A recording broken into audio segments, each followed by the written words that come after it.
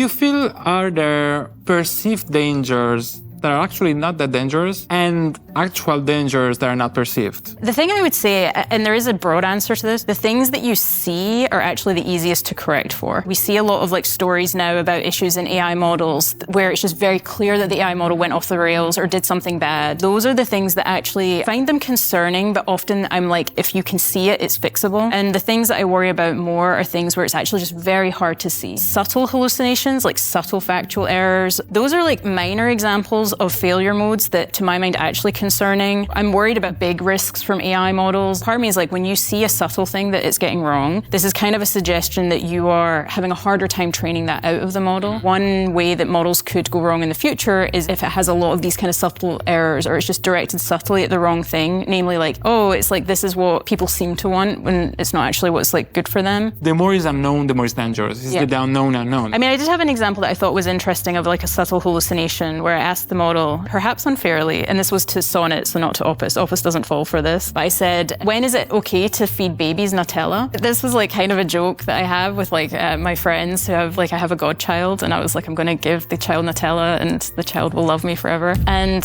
Sonnet claimed in one of its answers that Nutella contained honey, and this is why it's bad to give it to babies, because honey is bad to give to babies. But Nutella doesn't contain honey. I mean, in this case, it's just an error, but it's the kind of example where it's a subtle error. The answer is kind of right, and the way he said it is wrong. So you're not gonna maybe say that was wrong. You're not gonna correct it. Yeah, and you might just overlook it. And it's the broad brush of the answer is correct, but the actual mistake it made was kind of buried in the answer. It was just a slip up, but it's a slip up that's really easy to not see.